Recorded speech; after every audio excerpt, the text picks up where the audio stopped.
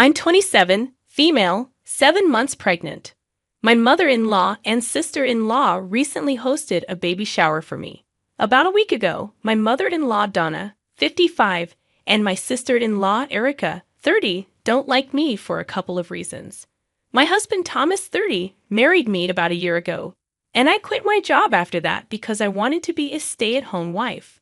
It wasn't that I didn't want to work. I had just been working for a really long time.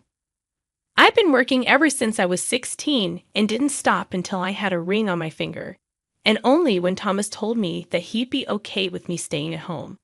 My dad passed away when I was 12 from a cardiac arrest, and after that, it was just me and my mother. My mother was a waitress at the local diner, and money was tight, so I had to start working part-time at 16 and then full-time once I was done with high school. I didn't even get to go to college, but thankfully I worked in sales and I was decent at my job, so I was able to bring home enough income for my mother and me to get by. It was through work that I met Thomas, and we hit it off at a conference, and the rest is history. Unfortunately, while my life story of rags to riches might seem fascinating to most people, my mother-in-law and sister-in-law do not agree and think that I am a gold digger. Thomas was a branch manager at his firm and worked in a much higher position than me when I first met him. But that was not what drew me to him. I've never been able to explain to Donna and Erica that his bank balance had nothing to do with my love for him, and I would have married him even if he was a pauper. I knew that they would never accept me, so I didn't even try to impress them or win them over, and that just made me even more unpopular with them. In short, they didn't like me, and I didn't try to make them, so we just never got along. But after I announced my pregnancy, the two of them suddenly started showing an interest in my life, and I guess that was because I was carrying Thomas's future child, because otherwise, they would avoid talking to me as much as they could, and would only be civil to me out of courtesy. They started being very helpful and kind to me after the pregnancy announcement, and Thomas believed that they were finally warming up to me, but I could tell that something fishy was going on. It was just my sixth sense. I couldn't bring myself to fully trust them. But after a couple of months when they still hadn't said or done anything cruel to me, I started to believe that maybe they were actually trying to make amends for all the digs and insults in the past, implying that I was a gold digger and I was with Thomas just for his money. So I started trusting them and thought of them as my well-wishers, which they most certainly are not. A couple of weeks ago, they asked me if I was okay with them hosting a baby shower for me. By then, they had established enough trust with me, so I greenlit it, and even provided them with a list of guests I wanted to be invited to my baby shower. My mother wanted to be involved in the planning, but Donna and Erica told her that they'd got it, and that she didn't need to worry about anything. I guess I should have known right then, and there was something weird going on, but I didn't suspect anything. I figured that they just wanted it to be a surprise for me, so they didn't want my mother to be involved. Weeks passed, and I didn't hear anything about the baby shower until they sent me an invitation. I even checked in with all the guests that I had asked for, and all of them received it as well. So I believed that they were doing everything perfectly, and I was actually happy. Then, last week, finally on the day of the baby shower, I accidentally read the time wrong and showed up an hour early at the venue. They wanted it to be an all-women event because they wanted to take the more traditional route, and I was okay with it. So my husband wasn't there, and I had to take a cab to get to the venue because I didn't feel like driving. Once I got there, I realized that I was an hour early since I couldn't see any cars in the parking lot apart from donors. So I decided to give them a surprise and made sure that I headed towards the doors very quietly so they wouldn't hear me coming. Then I peeked in to check out what they were up to. I saw them casting a video on a screen that they'd set up, and it was just the two of them having a go at me in the video, saying the most horrible things about me and then laughing. I could tell that the video was from quite a while back because in the video, Erica had blonde hair, and she only had that shade around the time of my wedding, so I guessed that this video had probably been recorded at that time. I was horrified at the things that they were saying, and I couldn't believe that they were playing this in the place where they were supposed to host my baby shower. One of the things that Erica said was that she knew for a fact that I'd probably get pregnant within the first year of my marriage so that I could really tie her brother down, and he'd never be able to escape ever, and even if he tried to, I would always have the child support and alimony to look forward to. And then the two of them laughed in the video and also in real life. I couldn't take it anymore, so I decided to enter the room and confront them about that video. They were pretty startled to see me and tried to stop sharing it on that screen. But they didn't know that it was already too late, and I'd seen everything that they didn't want me to see. I asked them why they were playing that video and when they had even recorded it or why. So Erica tried to explain to me that this was a roast video that they had recorded from my wedding. But they didn't actually get to play it because Thomas threatened to cut ties with them if they pulled off something like that. And honestly, good thinking on his part because I wouldn't have been able to tolerate this at my wedding. I know that roasts are meant to be funny, but it's only funny when people who you love are the ones roasting you. Not so much when you know that the people saying terrible things about you actually mean those things. And I knew for a fact that Erica and Donna meant every single word of what they were saying in that video. They tried to tell me that they had included the pregnancy joke so they could play it at the baby shower and pass it off as a joke, since now Thomas couldn't have a say in this. Then they told me that the intention of the video was to show that this is what they used to think of me back then when I first married Thomas. But now I was really a part of the family. They had accepted me, and apparently, they even had a big speech planned after that video where they were going to tell me how much they loved me and what I meant to them. They said that the intention of playing this video was to show how far we had come as a family. But I didn't buy it.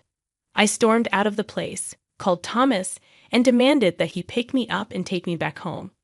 I explained everything to him on the phone, and since he already knew what video I was talking about, he got everything instantly, and I didn't have to waste much time. After I was done with the phone call, Donna and Erica came running out of the venue after me to convince me to stay and kept asking me to forgive them. They didn't consider how I would feel on watching this video. They were only thinking about how heartfelt this would seem, but now they realized that this was a stupid idea. They kept telling me that they didn't mean to hurt me, but that meant nothing to me because I had trusted them with my baby shower. And they had completely shattered all the trust I had put in them by planning to play that video. I told them to back off, but they didn't listen to me and kept trying to get me to stay. So I finally just snapped and told them that I wasn't interested in whatever they planned for me because now I knew what they really thought of me. And I didn't believe them even for a second when they said that they were going to make a speech about how much they loved me afterwards. I'd also yelled at them that I wasn't just a baby carrier and I was my own person. So if it took a pregnancy to make them approve of me, then I didn't need that approval at all. And we could go back to not having a relationship like before because I would prefer that rather than being a part of their fake and pretentious little club. I told both of them that neither of them would have amounted to anything had it not been for my father-in-law, who supported Donna even though she was pathetic at her job and almost got fired. But her husband made his brother hire her as an accountant so she'd still have a job without having to work too hard. And he got Erica a spot at the best business school in the city, even though she didn't have the grades for it. And he needed to use his connections to get her in. Neither of them knew about these things, and only Thomas and his father were aware of it. But he's told me these family secrets a long time back, to make me feel better after a particularly horrible dinner at his parents' house where Donna and Erica wouldn't stop mocking me. Their faces fell when I brought that up, and they looked even more upset when I told them that they had absolutely nothing to be so proud and arrogant about because if they had to face the same kind of struggles in their lives as I had to, then they probably wouldn't be so smug. Living a life like mine would have broken both their flimsy little spirits, and they had no right to question me, especially given their own incompetence. In the meantime, Thomas pulled up, and I got into his car, and then we left the venue without any further discussion. They still tried to talk to me while I was leaving, but I rolled up my windows and we drove away. Thomas had heard the last part where I was yelling at them and talking about whatever my father-in-law had done for them, and he told me that he didn't think it was a good idea for me to tell them about it. I didn't reply to that, and he didn't bring it up later. Of course, the party and everything had to be canceled at the very last moment because I wasn't even there, and nobody apart from my mom knew the real reason why until my husband told his relatives to explain why the event had to be called off. Most of them are on my side, which means that Erica and Donna don't have anybody. I thought that I did the right thing, including me bringing up how the two of them had so much help that I didn't. And they were judging me because they came from a place of privilege and could afford to pass judgments on someone that they knew absolutely nothing about. I didn't hear from either of them for a couple of days, and Thomas and I didn't discuss it either. He apologized to me on behalf of his family, but that was about it. And we didn't talk about it anymore because it's not like this was his fault. However, a couple of days ago, I received a letter from my father-in-law, Raymond. We usually get along well, and he didn't have the problems with me that his wife and daughters seem to have. But this time, he was furious because of the secrets that I revealed to Donna and Erica. He told me that it was absolutely not my place to tell them about something like this, which he had decided to keep from them for so long for the sake of their own self-esteem. Now, I hadn't done all the work that he had put in, and both of them were totally miserable just because I decided to make them feel bad about themselves and get back at them. I tried to defend myself by telling him what they'd been planning to do, and I believe that what I said was completely justified because they'd been picking on me for years before I finally snapped. He told me that he could understand that I was upset, but it was still not my place to bring that up, and he was extremely disappointed in me. We haven't spoken since then, and when I try to talk to Thomas about it, he says that he has nothing to say. But I think he is dodging the question because he feels the same way as his father. So I decided I was not going to apologize to Donna and Erica because I really don't think I said anything out of line. They've been picking on me ever since they met me, and this time I finally decided to snap at them and let them know exactly what I thought of them. They can't always get away with everything that they say and do just because Thomas and Raymond believe that this would make them feel bad about themselves. Over the years, there have been several instances where the two of them have ganged up against me and made me feel bad, but nobody's talking about that. So why is it such a big deal if I do the same thing to them that they've been doing to me for years? I also told Thomas about how I felt because I sensed that he agreed with his father. Now I couldn't care less about what Raymond thinks, but I need my husband to be on my side. So far, he's always maintained the peace of the family by telling me to ignore whatever his mother and sisters say. But I feel like he needs to realize that I'm his wife, and he needs to stand up for me. I told him that he cannot have this diplomatic approach to things between me and them anymore because that's unfair to all of us, and he needs to pick a side. I was afraid that he would disagree with me or fight with me over this, but he agreed wholeheartedly and even apologized to me for being too scared to do the right thing. He confessed that he was afraid that if he stood up for me and fought with his mom and sister, he would be ostracized from the family, and they mean a lot to him despite their behavior. So he was afraid of standing up for me. But he did realize now that he had a duty towards me as well and couldn't just always expect me to suck it up and keep ignoring every little thing that they did just because I was stronger than them. It wasn't fair to me, and he'd come to the conclusion that he was going to cut his family off. I was touched because I know what family means to him. But I guess now it's about time that there are some real consequences to Donna and Erica's actions, because I still haven't forgiven them for whatever I saw in that video, and they haven't even apologized to me or reached out to me after I left that day, which is fine by me because I don't want them to do that either. I don't think it will fix anything, and it will probably just piss me off even more. Some of you in the comments said that I was overreacting because it was just meant to be a roast, and they were going to make it up to me by giving a heartfelt speech afterwards. But that means nothing to me. I'm sure that there are a lot of better ways to show your love to a heavily pregnant woman at her baby shower than a roast video, especially when you know that they meant everything that they said, and they're not just kidding. So I don't think that I'm overreacting. This is the perfect reaction. I didn't even ask them to host it for me. They were the ones who offered to take over, only to let me down in the end. I feel betrayed and hurt, and that's not going to go anywhere. So now that it's been a week since the baby shower incident, and we haven't been talking to Thomas's family, I thought that things had finally cooled down a bit. But I guess Erica isn't okay with that. I hadn't blocked anybody because I honestly just forgot that we could do that. So I got a text from her early this morning where she started off pretty well and apologized to me because they hadn't thought things through while preparing for the baby shower. But then she said that she wanted an apology from me for both her and Donna because she believed that what I said was out of line. I could hardly believe the audacity to ask me for an apology after what I saw that day, and especially after the way they'd been treating me for the past couple of years. They never even gave me a chance and just assumed I was a gold digger without bothering to even get to know me.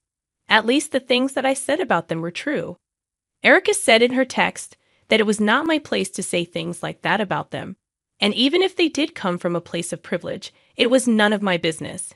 Which was just so ironic because they'd always made it a point to remind me where I came from. And now these were the same people saying that it was none of my business where they came from. To them, my being poor was an actual problem, and they just couldn't accept the fact that I didn't come from a financially wealthy background like they did. They felt free to criticize me for it all they wanted to, but now that they're getting a taste of their own bitter medicine, they don't like it. I treated that text as a joke because honestly, what was I even supposed to say to that? It was a ridiculously entitled and tone-deaf thing to say, which is what I expected of Erica, so I'm honestly not surprised. I know they wanted an apology, and I probably should have responded with something snarky or mean to put them in their place, but it just didn't seem worth it. If I replied to them, that would just lead to more, and that's the last thing that I needed. So I ignored it because Thomas was right. The only thing that I could do was ignore them and hope that they would go away. It's kind of sad because I actually believed that we were becoming friends over the course of my pregnancy. But evidently, I was mistaken. These two idiots are too stupid to actually be friends with anyone apart from like-minded idiots. I haven't told Thomas about this yet because he hasn't come home from work. But as soon as he does, I'm going to fill him in and see what he has to say about Erica sending me this text. We haven't been discussing them at all ever since the last update, so I think it's been a couple of days now, and it sucks that I have to bring it up again because I know he's hurting. However, I have no choice, and I know that we have to talk about this and come to a conclusion about what we can do about it because when the baby comes, I don't want us to be fighting over what we need to do about his family and whether they should be allowed to have a relationship with the baby or not. We have to discuss it, and we have to talk about them. My last update was just a couple of hours ago, and it feels funny to be back so soon. But this is important, and I need to talk about this, so here I am. Thomas and I talked about Erica and her text after dinner. Once he was well rested and well fed, I asked him if he thinks they should be allowed to see the baby once we have him because at the rate things are going with his family, I don't think I want to stay in touch with them. I want to make no contact, at least until they actually come to their senses and apologize to me. He thought about it for a while and then told me that it was my call entirely because I was the one that they'd been disrespecting all along. So now it was up to me if I wanted them around the baby or not. He said that while he personally would want to stay in touch with his family and try to work things out between us to clear the air eventually, he knew that it was not his place to make that decision for me, so whatever I say goes. I thought that it was pretty sweet of him to leave it completely up to me, and he did have a point too. Thomas also mentioned that I was the one who was pregnant. I was the one going through so much, and so it would be his duty to make sure that I'm well taken care of because right now, his new family is his priority. So he left it up to me what we should do about his family. I told him that I was going to take some time to think about it and then let him know eventually. It's too soon for me to come to a decision right now. Update 4. I guess I made my decision. I don't think I'm going to allow Thomas's crazy family around me or my child anymore. I was willing to give them the benefit of the doubt, but now I know that they are incapable of change, and I don't want my baby around them in any capacity. Thomas had a day off today, and he was staying at home with me to spend some quality time, which was really lucky for me. Today, all three, Erica, Donna, and Raymond, showed up at the house to have a discussion with me about my behavior. They claimed that they were here to discuss things, but it felt more like an ambush, and I was really lucky to have Thomas there because he nipped it in the bud and told them all to go home since I wasn't willing to speak to them. Erica was the one who was the most angry about all of this, and I could hear them all arguing on the front steps. She was telling him that the only reason that they'd ever doubted me and my intentions was because they were looking out for him since I didn't come from a financially stable background. They didn't want him to get stuck with a gold digger, which is why they'd been giving me such a hard time. I was furious and almost went to the porch to argue with them myself. But Thomas handled it pretty well and tore them a new one. He called them a lot of names that I don't want to repeat here, told them off, and even informed them that when the baby was here, they wouldn't be allowed to see any of us because they were disrespectful and were blatantly crossing all boundaries possible. After a couple of minutes, Raymond intervened and told Thomas that he was cutting him out of the family until he came to his senses and divorced me because I was apparently leading him away from them. And then they left. Thomas seemed relieved when he came back to me, and we spent the rest of the afternoon just talking and making fun of everybody behind their backs. So I'd say that this was a great day, and I'm pretty content with how things turned out.